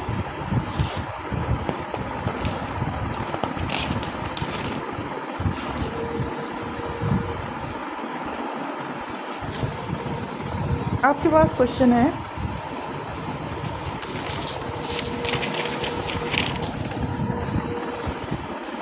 जी। अब देखो आपको सबसे पहले तो देखो कुछ कॉमन नज़र आ रहा है। अभी तक जितनी मैट्रिक्स है उसमें हमें कॉमन बनाना पड़ रहा था, तब हम कॉमन लेकर आ रहे थे। लेकिन यहाँ पे तो देखो हमें अभी कॉमन दिख रहा है, बिना ऑपरेशन लगाने से पहले हमें कॉमन दिख रहा है। तो हम फर्स्ट रो से A कॉमन लेके आ सकते हैं, सेकेंड रो से B और थर्ड रो से C बाहर कॉमन लेकर आ सकते हैं, क्योंकि यहाँ पर डिटर्मिनेंट का साइन है। ये एक मैट्रिक्स नहीं है कि जिससे हम एक रो में से कॉमन उठा के ले आ रहे हैं। कहने का मतलब है कि इसका जो डिटर्मिनेंट होगा वो इसके डिटर्मिनेंट के बराबर होगा। तो ABC अंदर बचेगा -a b और इधर b बचेगा -a -ab, ये है AC। ठीक है, -abc इधर बचेगा a, इधर पे कैलकुलेशन की हुई है आप देख लेना। ठीक है, a -bc और यहाँ पर बचेगा ab -c। जो आपको बनाना है ना उस पर ध्यान देना कि क्या बनाना है। आपको ABC तो मिल गया है बाहर, आपको 4ABC चाहिए। अब आप क्या कर सकते हो, अगर आप इन तीनों को ऐड करोगे तो आपको -a + b + c बनेगा। इन तीनों को ऐड करोगे तो a माइनस, मतलब सेम तो मिल नहीं रहा है, यहाँ पर -a + b + c मिल रहा है, यहाँ पर a - b + c मिल रहा है। अगर आप इन दोनों को ऐड करोगे -a + b, a - b, ये 0 ये 0, ये a + b मिल रहा है। तो देखो मेरे पास क्या है, अब मेरे पास कोई रो में से कुछ ऐसा कॉमन तो मिल नहीं रहा है कि मैं किसी 2 रो को ऐड करूँ तो कुछ कॉमन मिले। तो अब मैंने एक बार प्रॉपर्टी लगाई दी है, अब मैं 0 बनाने पर फोकस करती हूँ। तो मैं उसके लिए क्या करती हूँ, हम लास्ट में 0 बन जाए तो ज़्यादा सही रहता है। ठीक है, आप कहीं पर भी 0 बना सकते हो। अगर पहले भी दिख रहा है आपको तो आप क्या कर सकते हो, रो 1 में क्या किया आपने, रो 1 + रो 2 कर दिया, जिससे ये भी 0 बन जाएगा और ये भी 0 बन जाएगा। तो a × b × c अंदर क्या आ गया, पहली रो में ऑपरेशन लगाया था 0 0 2c, ये बन जाएगा a - bc और यहाँ पर आ जाएगा ab - c। फर्स्ट रो के अलोंग आप एक्सपेंड करोगे तो आपके पास क्या आ जाएगा, यहाँ पर abc, इधर बन जाएगा 0 + 0 प्लस के साइन आता है 2c, ये आ जाएगा ab + ab। तो ये आ जाएगा abc, ये बन जाएगा 2c × 2ab, यानी कि 4 times of a² b² c का स्क्वायर। ये आपका प्रूफ हो गया। ठीक है, उसके बाद देखो आपसे क्वेश्चन पूछा था इसका डिटर्मिनेंट निकालो। अब इसमें हम प्रॉपर्टी क्या ही लगाएं, ये कोई प्रॉपर्टी का क्वेश्चन नहीं है, सीधे सीधे आपको एक्सपेंड करना है, एक्सपेंड करके डिटर्मिनेंट निकालना है। लेकिन अगर आप सीधे देख पा रहे हो तो आपको पता चलेगा ये तो एक स्क्यू सिमेट्रिक मैट्रिक्स है ऑड ऑर्डर की, और skew symmetric matrix of odd order का तो डिटर्मिनेंट 0 के इक्वल होता है। अब देखो अगले में आपको प्रूफ करना है 1a का स्क्वायर, 1b b का स्क्वायर, 1c c का स्क्वायर, ये किसके बराबर है, a - b, b - c, c - a के इक्वल। आप तीनों रो को ऐड कर रहे हो तब भी आपको कोई फ़ायदा नहीं हो रहा है, आप तीनों कॉलम को ऐड करो तब भी आप कुछ कॉमन नहीं ला पा रहे हो, या आप 2 को ऐड करो तब भी आप तीसरे के बराबर कुछ कॉमन नहीं बना पा रहे हो। तो अगर आपको दिख रहा होता है कि मैं तो कुछ कॉमन नहीं लेके आ पा रहा हूँ, तो आपके पास क्या प्रॉपर्टी बचती है कि मैं क्या करूँ, अब मैं ऑपरेशन लगा के ज़ीरो बनाने की कोशिश करती हूँ। तो मैं इसको ज़ीरो बनाने के लिए मुझे 1 - 1 करूँगी तो ज़ीरो मिलेगा, ये 1 - 1 करूँगी तो ज़ीरो मिलेगा। तो मुझे रो पे ऑपरेशन लगाना पड़ेगा। तो मैंने रो 3, अब मुझे बाकी क्या मिलेंगे वो मैं बाद में देखूँगी। मैं ज़ीरो बनाने की कोशिश करूँगी, तो मैंने R3 पे क्या ऑपरेशन लगाया, R3 को मैंने R3 माइनस R2 पे नहीं 1 पे लगा देते हैं, ज़्यादा सही रहता है, ठीक है। R3 को मैंने R3 माइनस 1 कर दिया और R2 को भी मैंने R3 माइनस R1 कर दिया। देखो एक्चुअल में क्या होता है, अगर मैं R3 को R3 माइनस R2 कर रही हूँ कोई दिक्कत नहीं है, मैं R3 माइनस R2 भी कर सकती हूँ। लेकिन कभी कभी बच्चे क्या करते हैं कि R2 माइनस R1 ऑपरेशन लगा के इस R2 को पहले चेंज कर दिया और उसके बाद R3 को उस जो चेंज होके आया है उसमें R3 माइनस R2 लगा दिया। मीन्स हमें ना पहले ऑपरेशन लगाना था। अगर मैं इसको जीरो करना चाहती हूँ तो जो ये एक्चुअली वैल्यू है अभी R2 की, मैं 1 - 1 करूँगी तभी तो ये ज़ीरो बनेगा। लेकिन बच्चे क्या करते हैं कि पहले हमने R2 माइनस R1 करके इसका ऑपरेशन लगा के R2 को चेंज कर दिया, फिर R3 में वो नया जो चेंज होकर R2 आया है उस पर ऑपरेशन लगा देते हैं। तो हमारे लिए अच्छा रहता है कि हम सोचें तो एक किसी ऐसे पे ऑपरेशन लगाएं जो वाली रो चेंज नहीं हो रही है, ठीक है। नहीं तो आपको ध्यान रखना है कि अगर आप R2 में लगाना चाहते हो तो R2 को चेंज करने से पहले ऑपरेशन लगाओ। मतलब आप R3 को R3 माइनस R2 करना चाह रहे हो तो आप पहले ऑपरेशन लगा दो, पहले R2 को चेंज मत करना, पहले आप R3 माइनस R2 कर लो, फिर आप R2 पे ऑपरेशन लगा के R2 को ज़ीरो बनाना। तो यहाँ पर मैंने फर्स्ट पे ऑपरेशन लगाया, R3 को R3 माइनस R1 किया। तो पहले क्या होगा, मेरा R3 मैं चेंज कर देती हूँ, 1 - 1 ज़ीरो, ये आ जाएगा C माइनस ए। देखो जो मुझे बनाना है मैं बनता हुआ भी दिखना चाहिए, ये आ जाएगा C² माइनस A²। और मैं R2 पे भी साथ में ऑपरेशन लगा देती हूँ, 1 - 1 ज़ीरो, ये आ जाएगा B माइनस ए और ये आ जाएगा B² माइनस A का स्क्वायर, और A1 तो वैसे ही था। अब मेरे को देखो ये कॉमन, क्या मैं कुछ कॉमन ले सकती हूँ, यहाँ पर देखो ये C² माइनस A² क्या है, ये है C माइनस ए C प्लस ए, और ये क्या है, ये है B minus A B plus ए। तो मैं थर्ड रो में से C माइनस ए कॉमन ले सकती हूँ और सेकंड में से B माइनस ए को कॉमन ले सकती हूँ, बाद में से A माइनस बी बना दूँगी मल्टीप्लाई वगैरह करके, ठीक है। अभी मैंने क्या किया, B माइनस ए कॉमन ले लिया, तो अंदर क्या बचेगा, 1A का स्क्वायर, 0 1 इधर बचा B प्लस ए, इधर 0 1 C प्लस ए। अब क्या करूँ, अब ये तो ज़ीरो बन नहीं सकता, अगर मैं इसको ज़ीरो बनाने की कोशिश करूँगी किससे बनाऊँ। सपोज़ करो यहाँ पर 1 भी होता और मैं इसे ज़ीरो बनाने की कोशिश करती तो ये ज़ीरो से फिर चेंज हो गए -1 बन जाते। तो अब ये ज़ीरो पॉसिबल नहीं है। अब मैं इसे सीधा एक्सपेंड करूँगी इसके अबाउट, तो मेरे पास आएगा C minus A B minus ए 1, ये आ जाएगा 1 इंटू C प्लस ए, यानी कि C plus A minus B minus A से ए कैंसिल आउट हो जाएगा, इधर बचेगा C minus A B minus A into C minus B.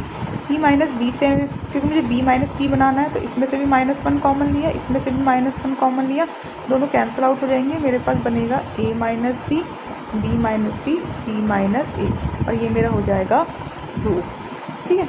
अब अगला मुझे प्रूफ करना है, क्वेश्चन है मेरे पास, जब भी आपको 1 1 1 जैसी एक जगह पे दिखाई दे रहा है तो आपको आप सोच लो कि आपको किसी दो को उनमें से ज़ीरो बनाना है, ठीक है।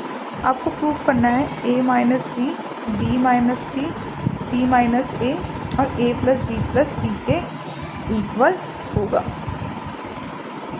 आपके पास यहाँ पर है, आपने क्या किया, क्योंकि तीनों को ऐड करके या किसी दो की हेल्प लेकर कुछ कॉमन वॉमन तो आप लेके नहीं आ सकते। अब आप इनको ज़ीरो बनाने की कोशिश करोगे तो आप इसको ज़ीरो बनाने के लिए इतना माइनस इतना करोगे, इसको ज़ीरो बनाने के लिए इतना माइनस इतना करोगे। तो C2 को आप चेंज करोगे C2 माइनस C1 से, और C3 पे भी आपने C3 माइनस C1 का ऑपरेशन लगाया। तो फर्स्ट तो वैसे ही रहेगा 1A की पावर क्यूब, ठीक है। यहाँ पर देखो मैंने फर्स्ट पे ऑपरेशन लगा रखा है, यहाँ पर मैं फर्स्ट में नहीं लगा रही, मैं सेकंड और थर्ड में लगा रही हूँ, आप किसी में भी लगाओ, ठीक है। 1 - 1 ज़ीरो, ये आ जाएगा B माइनस ए, ये आ जाएगा B की पावर क्यूब माइनस A की power cube. 1 - 1 zero, C minus ए C की पावर क्यूब माइनस A की पावर क्यूब। और B की पावर क्यूब माइनस A की पावर क्यूब कितना होता है, B माइनस ए B का स्क्वायर प्लस A का स्क्वायर प्लस A B के इक्वल, ठीक है। तो आपके पास क्या हुआ, आपको दिखाई देगा कि इसमें से आप b माइनस ए कॉमन ले सकते हो। फर्स्ट कॉलम में से तो आप कुछ भी कॉमन नहीं ले सकते। इसमें से आपने b माइनस ए कॉमन लिया और इसमें से आपने c माइनस ए कॉमन लिया है। यहाँ पर बचेगा 0 1, यहाँ पर आएगा b स्क्वायर प्लस ए स्क्वायर प्लस ए बी, यहाँ पर बचेगा 0 1 c स्क्वायर प्लस ए स्क्वायर प्लस ए सी। अब तो आप किसी को ज़ीरो को बना नहीं सकते हो, सीधे आप एक्सपेंड कर दो इसके अबाउट। तो यहाँ पर आएगा b माइनस ए c माइनस ए इंटू 1 के साथ 1 इंटू इतना यानी कि c स्क्वायर प्लस ए सी माइनस बी स्क्वायर माइनस ए स्क्वायर माइनस ए बी। ठीक है, अब आप देखो, आपको ये बनाने की जो कोशिश करनी है उस पर ध्यान दो। आपको क्या बनाना है, a minus B minus C C minus A, ये प्रूफ करना था। a minus B minus C, a minus B तो आ गया, फिर माइनस कॉमन लेंगे, c माइनस ए भी आ गया, आपको b माइनस सी कॉमन लेना है। ए स्क्वायर कैंसिल आउट होगा, इसमें से आप c कॉमन लोगे तो अंदर क्या बचेगा, a प्लस सी। यहाँ पर आपके पास है b स्क्वायर प्लस ए स्क्वायर प्लस ए बी, सी स्क्वायर प्लस ए स्क्वायर प्लस ए सी माइनस बी स्क्वायर माइनस ए स्क्वायर और माइनस ए बी। सी कॉमन लिया तो आपके पास इन दोनों में से सी कॉमन लिया, ए प्लस सी बन रहा है, तो हम सी कॉमन नहीं लेंगे। हमें देखो सी माइनस ए बी है, बी माइनस ए बी माइनस सी जगह कुछ दिखना चाहिए जो बाहर कॉमन आ जाए। तो सी स्क्वायर माइनस बी स्क्वायर ये है, और एक सी स्क्वायर माइनस ए बी है माइनस बी स्क्वायर। अगर मैं माइनस बी कॉमन लूँगी तो ए plus B. C square minus B square को मैं कैसे लिख सकती हूँ, ध्यान दो, इसे मैं C minus B C plus B लिख सकती हूँ। और यहाँ पर अगर मैं ए लूँगी तो इसे मैं सी माइनस बी लिख सकती हूँ, क्योंकि मुझे ये बनाना है, ये ऑब्वियसली बनेगा। ठीक है, किसी तरीके से मुझे सी माइनस बी को कॉमन लेने की कोशिश करनी है। अब देखो इन दोनों में मुझे सी माइनस बी दिख रहा है, तो मैंने क्या, अब बी माइनस सी ठीक है, मैं उसे बाहर आके -1 कॉमन ले लूँगी। अभी मैं इसे b minus a C minus a into क्या किया, c माइनस बी कॉमन लिया, अंदर आ गया a प्लस बी प्लस सी। इसमें से भी माइनस कॉमन लिया, ये b माइनस सी बन जाएगा, इसमें से भी माइनस कॉमन लिया, ये a माइनस बी बन जाएगा, और माइनस माइनस क्या हो जाएंगे, कैंसिल आउट हो जाएंगे, और जो हमें प्रूफ करना था वो हमारा प्रूफ हो गया। अब देखो आपके पास क्या है, आपके पास क्वेश्चन है, आपको प्रूफ करना है, इधर ध्यान दो, x का स्क्वायर y का स्क्वायर z का स्क्वायर xy। आपको कोई फ़ायदा तो हो नहीं रहा, आप तीनों के तीनों रो को ऐड कर रहे हो या तीनों के तीनों कॉलम को ऐड कर रहे हो। अभी देखो आपको कोई ऐसा अच्छा सा 1 टाइप का नंबर भी नहीं मिल रहा है कि आप इसे ज़ीरो बना सको। आपको जो आंसर में चाहिए अब आप उसे बनाने की कोशिश करो। आप जीरो कैसे बनाओगे, कौन से दो रो पे ऑपरेशन लगाओगे, z माइनस एक्स करोगे, z square minus x square करोगे, आपको ज़ीरो तो बनेगा नहीं। तो आप क्या करो, अब आपका ज़ीरो नहीं बन सकता, ईजिली ज़ीरो नहीं बन सकता, तो आप क्या कोशिश करो, जो आंसर में आपको दिखाई दे रहा है, जो प्रूफ करना है उसको बनाने की कोशिश करो। तो आपको x माइनस वाई दिख रहा है यहाँ पर, तो देखो यहाँ पर अगर आप R2 माइनस R1 को चेंज करते हो R1 माइनस R2 से, तो आपको हर किसी में एक x माइनस वाई टाइप की कुछ फॉर्म नज़र आएगी, कुछ कॉमन नज़र आएगा इन दोनों पे ऑपरेशन लगा दो। ठीक है, सेम वैसे ही आप R2 में भी ऑपरेशन लगा दो।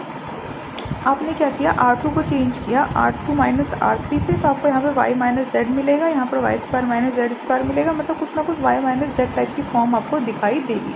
जब आपने R1 को चेंज किया तो ये आपका बनेगा x माइनस वाई, ये आपका बनेगा x माइनस वाई, और ये बनेगा x square minus y square, ये बनेगा y z कॉमन लिया y माइनस एक्स। फिर आपने R2 में ऑपरेशन लगाया तो y minus z y square minus z square और x कॉमन लेके z माइनस वाई। अब देखो इस फर्स्ट रो में से आप x माइनस वाई कॉमन ले सकते हो। जैसे ही आपने x माइनस वाई कॉमन लिया, इसको आप minus times of x minus y लिख सकते हो, और इस सेकंड में से आप y माइनस जेड को कॉमन ले सकते हो। तो ये क्या बन जाएगा आपका, पहली में से x माइनस वाई कॉमन लिया तो 1, यहाँ पर x प्लस वाई, यहाँ पर माइनस जेड, यहाँ पे 1, यहाँ पर y प्लस जेड, यहाँ पर माइनस एक्स, यहाँ पर z का स्क्वायर एक्स वाई। अब आप जीरो बना सकते हो क्योंकि आपको यहाँ पर 1 और 1 दिखाई दे रहे हैं। हमने एक प्रॉपर्टी लगा दी है, जितना कॉमन हम ले सकते थे उतना ऑपरेशन लगा के हमने कॉमन ले लिया। अब 1 और 1 दिख रहा है तो मैं R1 माइनस R2 ऑपरेशन लगा के इसको ये कितना आ जाएगा 0, ये बन जाएगा x माइनस जेड, ये बन जाएगा माइनस जेड प्लस एक्स। और इसमें से भी मैं z माइनस एक्स कॉमन ले सकती हूँ। तो जैसे ही मैंने z माइनस एक्स को किया सेम है, ठीक है। जैसे ही मैंने z माइनस एक्स कॉमन लिया, मैंने x माइनस जेड नहीं लिया, एक्चुअली मैंने z माइनस एक्स लिया क्योंकि मेरा यहाँ पर बनाया z माइनस एक्स था। तो मैंने z माइनस एक्स कॉमन लिया, तो अंदर बचेगा मेरे पास ये। अब जब मैं इसे एक्सपेंड कर देती हूँ, ठीक है, अब मैं क्या ज़ीरो बनाऊँ, इसमें ये वाला ऑपरेशन लगाऊंगी इसको ज़ीरो बनाने के लिए, मतलब मैं C3 माइनस C2 कर सकती हूँ, तो ये ज़ीरो बन जाएगा। चाहे तो मैं ज़ीरो बना के फिर ऑपरेशन लगा लूँ, चाहे तो मैं अभी एक्सपेंड कर लूँ, क्योंकि मैंने प्रॉपर्टी का यूज़ कर दिया और इतना कॉम्प्लिकेटेड नहीं है। तो अब मेरे को ये मिल गए बाहर से, अंदर मेरे पास जब मैं एक्सपेंड करूँगी तो ये प्रूफ हो जाएगा। फिर मेरे पास क्वेश्चन है, आपको इसे प्रैक्टिस करना है, ठीक है, आपको इसके बराबर प्रूफ करना है। आपको हिंट दे रखी है, ये वाला ऑपरेशन लगाओगे तो आपके पास सेम से प्रूफ करना है।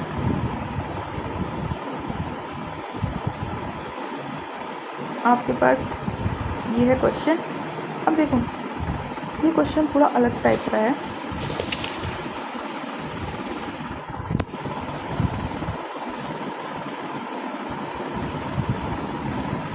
आपके पास क्या है,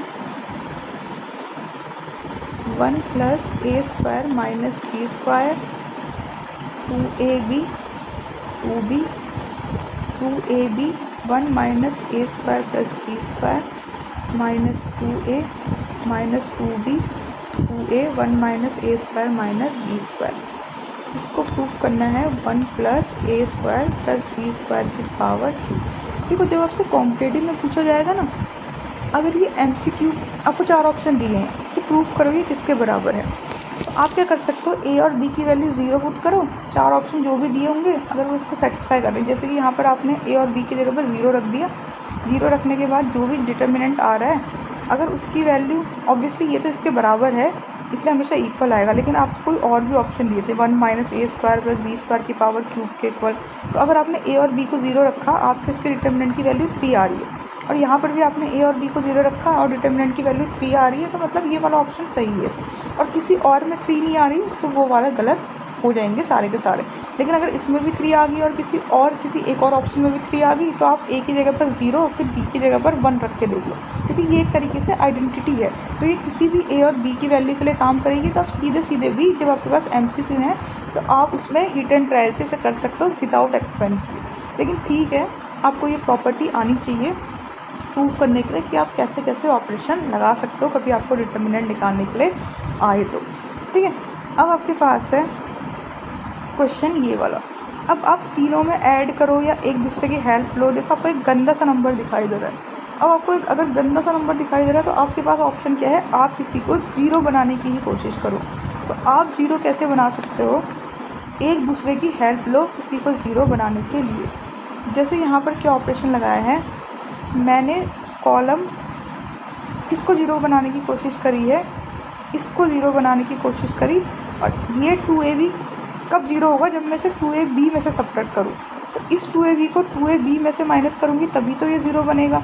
तो अगर मैं इसमें a से मल्टीप्लाई करके इतना माइनस इतना कर दूँ तो ये 0 बन जाएगा।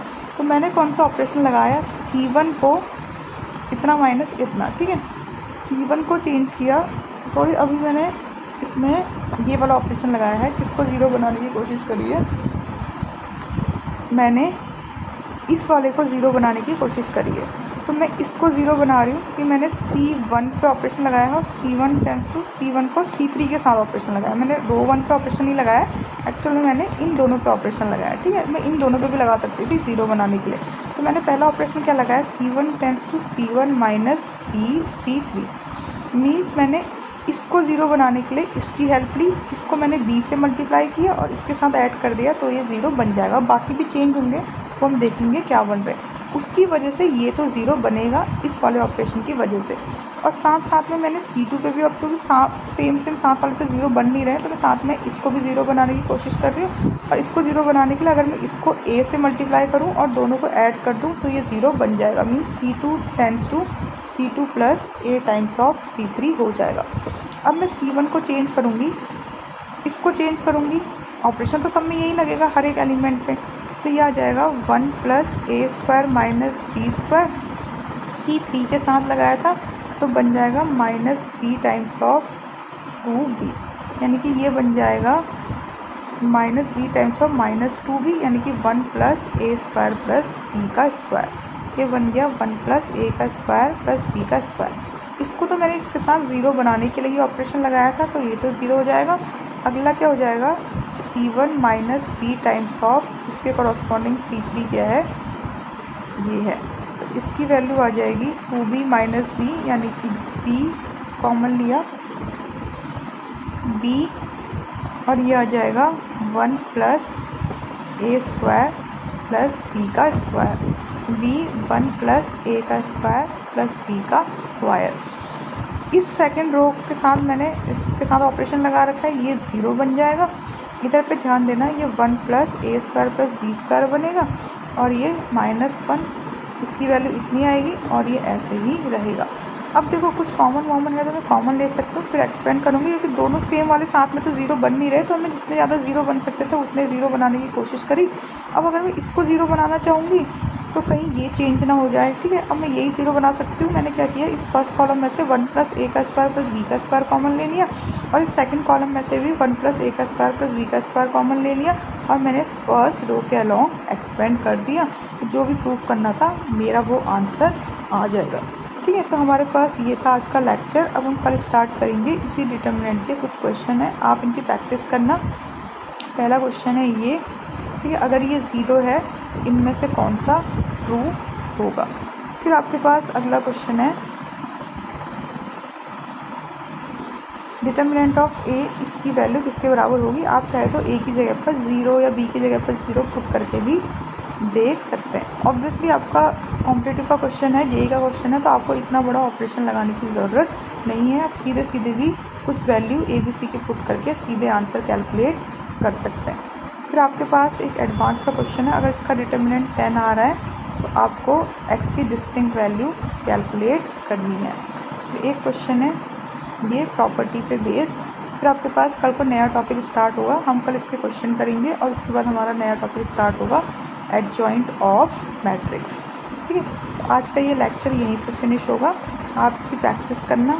क्वेश्चन है यहाँ से स्टार्ट है, क्वेश्चन यहाँ से, ठीक, ये है इसका आंसर। एक और क्वेश्चन है,